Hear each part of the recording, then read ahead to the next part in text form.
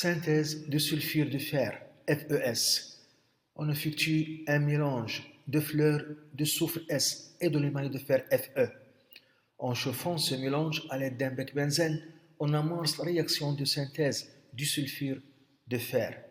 On a utilisé la masse M égale 20 g de l'émail de fer. 1. Écrire l'équation de la réaction de synthèse. 2. Quelle est la masse minimale M' de soufre qu'il faut utiliser pour que le fer soit entièrement transformé en sulfure de fer. 3. Quelle est la masse de sulfure de fer obtenue? On donne les masses molaires. La masse molaire de fer, 56 g par mol. La masse molaire de soufre, 32 g par mol. 1. L'équation de la réaction.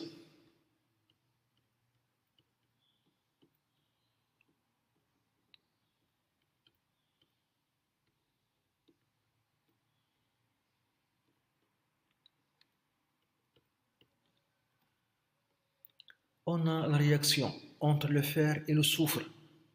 Le produit est le sulfure de fer, FeS. Donc, Fe, le fer, plus le soufre S, donne FeS, le sulfure de fer. 2. Quelle est la masse minimale M' de soufre qu'il faut utiliser pour que le fer soit entièrement transformé en sulfure de fer? 2. La masse minimale M' de soufre.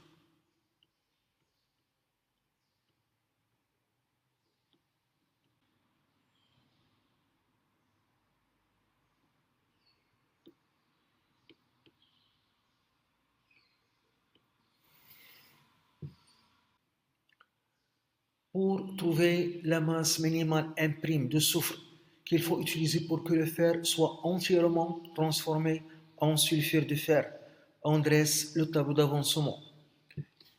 On a l'équation de la réaction Fe plus le soufre donne le sulfure de fer, FeS, solide. Dans l'état initial, on a une quantité initiale de fer Fe, Ni, Fe, et on a une quantité initiale de soufre, NiS. Dans l'état initial, la quantité de produit 0. Au cours de la réaction, on a l'avancement X. Ça signifie que la quantité de fer consommée est X mol, car le coefficient stoichiométrique de fer 1. Et ici, on écrit la quantité restante.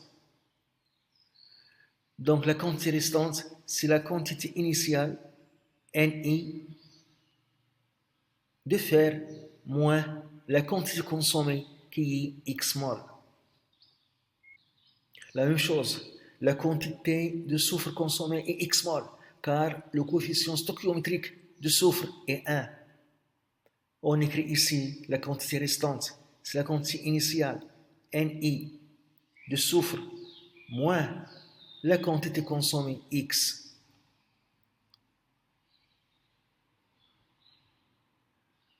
On a l'avancement X et le coefficient stoichiométrique de sulfure de fer 1, donc X mol se forme.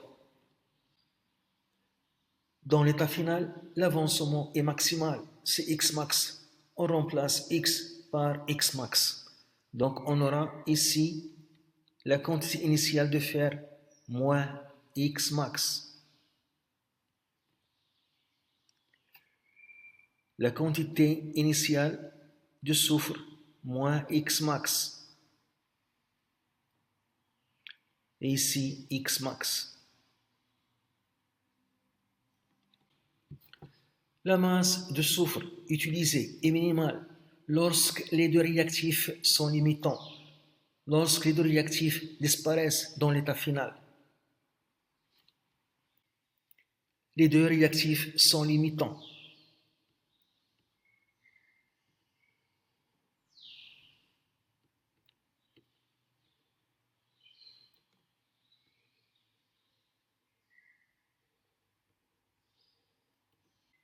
Donc, leur quantité de matière dans l'état final sont nulles.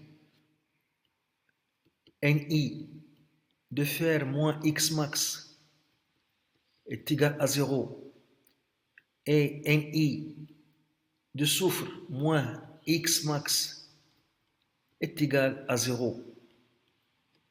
Donc, la première équation donne X max est égal à la quantité initiale de fer Fe.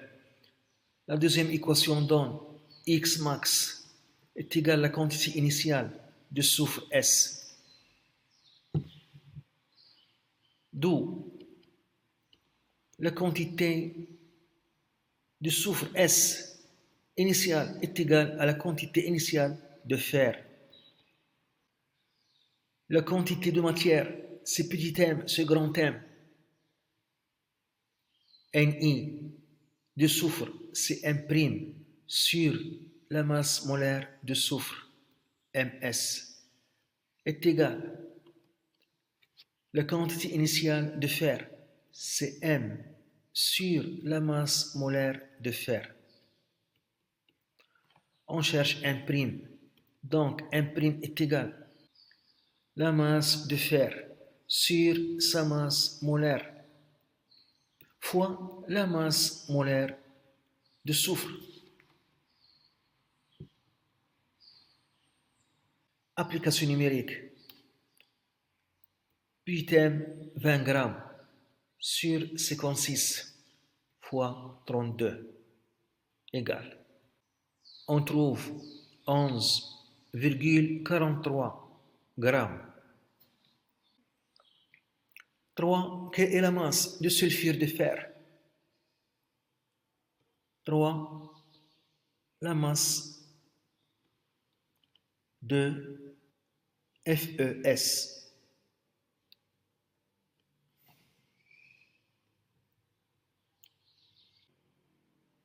On a, d'après le tableau d'avancement, la quantité de sulfure de fer FeS obtenue, c'est X max. La quantité de matière, c'est la masse molaire, la masse de FeS sur la masse molaire de FeS est égale X max. Donc, la masse de sulfure de fer obtenue, petit m, FeS, est égale l'avancement maximal X max fois la masse molaire de sulfure de fer, FeS. La masse molaire de sulfure de fer, FeS, est égale la masse molaire de fer plus la masse molaire de soufre, S, est égale 56 plus 32, ce qui donne 88 grammes par mol.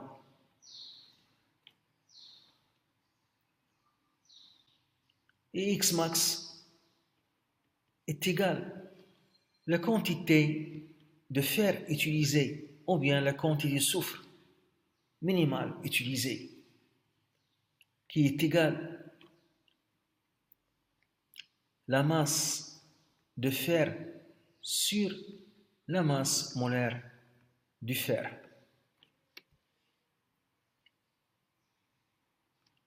Donc, la masse du sulfure de fer obtenue est égale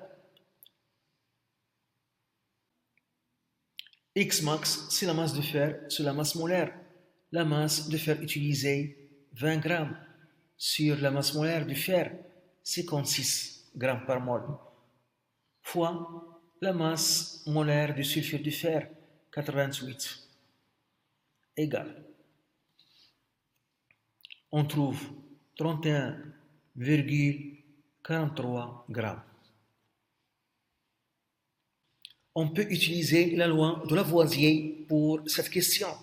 La somme des masses des réactifs disparus est égale à la somme des masses des produits apparus. La loi de Lavoisier.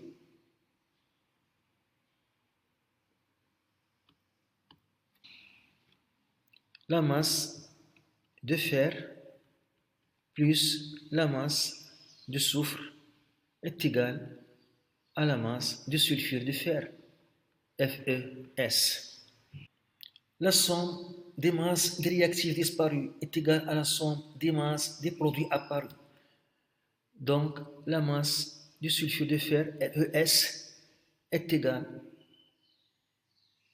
la masse de fer qui a réagi, 20 grammes, plus la masse de soufre qui a réagi, 11,43 grammes.